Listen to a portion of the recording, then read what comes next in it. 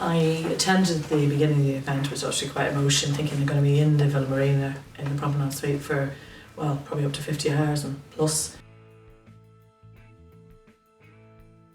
I was quite intrigued by the idea of doing a long kind of multi-endurance event, really, of playing drums. So I went along to a local pub and met the guys, and there's 4 or 5 of them there, and I thought, well, they really couldn't agree on anything. It was a much different level of work and commitment than I think any of us anticipated, but it worked out in the end. Obviously, with needing to raise £3.5 million a year, we do rely on the community, and we rely on people coming up with these kind of mad ideas and a bit of fun. But to work with the community as part of its education as well. Hospice can be quite a scary word for people. Sadly, people do die at hospice, but a lot of people will go home as well. So if we can dispel some of the fears, get people into hospice so they see that it's actually a bright, lively place, and we have lots of laughter, is really important. The money is important. I mean, obviously you've got to raise a huge amount of money, but I think to kind of work with the community, and I'd never met any of these guys before, it's really important that we actually get out in the community and meet the people of the Isle of Man to make a difference, to help us raise the money. Hospice has to raise £3.5 million each year, which is an enormous amount of money in a small island of 85,000 people. There are many fundraising events and ideas that we come across, and having the Big Beat for Hospice idea was quite stunning because it was so unusual, and it was also very, very challenging. You don't know how it was going to be until the event starts. There's a lot built up towards it, a lot of stress involved, a lot of time, and until it actually physically starts, you have absolutely no idea what it's going to be like and how big of a monster it became. When we started, it was kind of a sense of an achievement. We actually got the ball rolling and we were moving forward. And then there was various things that happened during the event, like when we played with the DJs, and we had like the Ska hour, playing lots of Ska songs and that. It was just, it was ongoing. Each segment was different, but it just all felt really good. And sometimes we're out of our depth quite a lot. I mean, we have no idea what was involved from the start until we got the hospice involved directly. They threw a lot of ideas our way, and we're sort of like, okay, this is a big thing we're doing. So a sense of pride and a very big sense of achievement, really.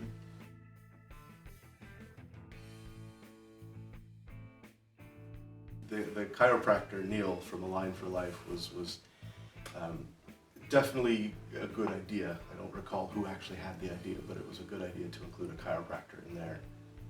One of our previous questions was around mental and physical fatigue, and having a chiropractor on site helped. He adjusted me 2 or 3 times through the weekend, and I can tell you sitting on a stool rather, for 12 hours at a time is very difficult on your body, so having him there was very helpful. When the Big Beat for Hospice approached A Line for Life for support, we leapt at the opportunity, because at A Line for Life we're all about getting people well and keeping them well. And this is what's going to definitely reduce the chance of a person getting ill in the first place, and therefore reducing their chance of having to have hospice care. And this is why we thought working with the Big Beat for Hospice was going to be such a good fit. There's really 4 main ways that we can help reduce a person's chance of getting ill and then keeping them well. Firstly, we improve the person's nervous system function. We know that stress is one of the leading causes of chronic illness now. And if we can improve nervous system function and improve a person's ability to cope with and adapt to stress, a appropriately, this can significantly reduce a person's chance of developing chronic disease. Of the 9 systems in the body, the nervous system is supreme. It controls and regulates all other systems. So if we get the nervous system working more efficiently, the body can self-heal more effectively, and it's going to be able to self-regulate more effectively. But also how we eat, how we move, and how we think have a huge part to play in our overall health. And at Align for Life, we work on specific diets to get the body to function and regulate like it's supposed to, by giving it the right nutrition. We also work on how we move and how we think, basically exercise and our self-talk.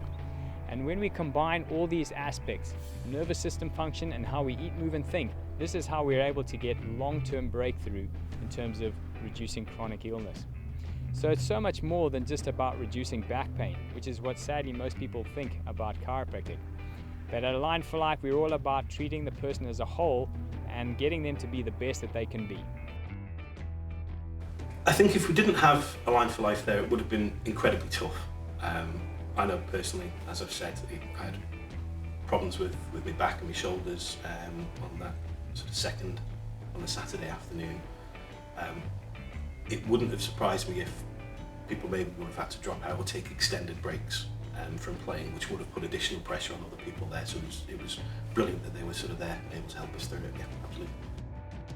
So during the event, Neil, our resident chiropractor, had a go on the drums, and I wanted to help him out and give him a little instruction. He was fairly terrible as a rank beginner, but on the day you want to tell them positive things and reinforce them, so when he adjusts me, he doesn't do any damage. So I'm confident that if he were to stick with it and find a good teacher such as myself or one of the other qualified gentlemen or ladies on the island, he would be a good drummer. In all seriousness, we did have a number of neophytes, a number of brand new beginners who wanted to have a try, which was actually one of the principles we wanted to bring music out, as well as raise funds and be in our community. It was a chance to bring the drums to people who didn't understand them. So we had a number of people try, and it's always fun to give a lesson. That was less than the ideal circumstance in which to give a lesson, where you had a giant PA system blasting music and half a dozen other people smashing their drums behind you, but he held it pretty well. We stopped after about 51 hours. Crowd asking for more. It's always usually great at a gig. Whenever you put a gig on, if you've got a crowd asking for more, it's great. At the end of this, even though we were so tired, it was brilliant to put out and to go and do a couple more songs, because he finished off from that side. It was brilliant. I had a total of 2 hours sleep in 3 days, and basically when I wasn't drumming, I was doing the sound or messing around with the PA, because we had a few issues with the PA, the sound system. So I was basically hands-on for 50 of the hours of the 52. As a drummer, you're used to exerting yourself.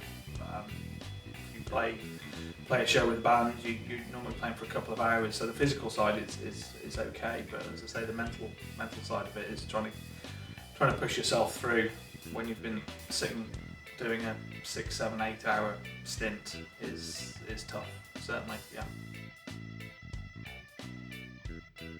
We had some great support through the nights, our friends and other drummers, and even people that weren't drummers, just people that knew us and helped out, and they helped in various other ways. They got in and they got on a drum kit, so we could fulfill our sort of criteria of making sure there were 3 drums going at all times, 3 drum kits playing at all times. And one example was the Sunday morning, the last night. I had a break about 4 a.m, come back at 6, half 6, and the drums, there were 2 guys I'd never met before that weekend, putting a big stint in.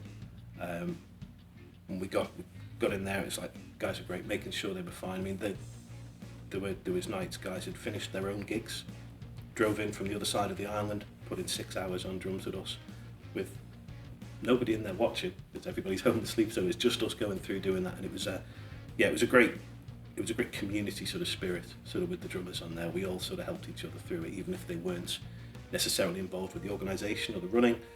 They all came in, and just to be a part of it was very, very, very good, very powerful. I would have been quite happy to carry on for another few hours. Everyone else said they were glad it stopped when it stopped, but I wasn't. So I could have kept going.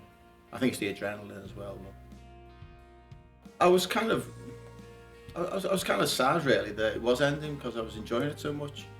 But the sense of pride, coming to something at the end of like this time of playing drums with your mates and basically just having the best time ever.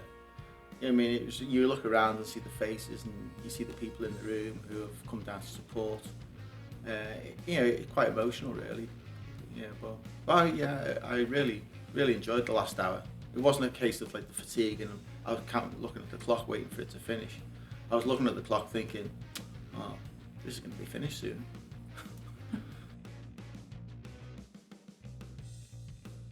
One of the things I'm most proud of is basically just arranging sort of this whole thing. It was absolutely unique, not just for us as musicians and players, but for the island as an event as well. Nothing ever been seen like that before.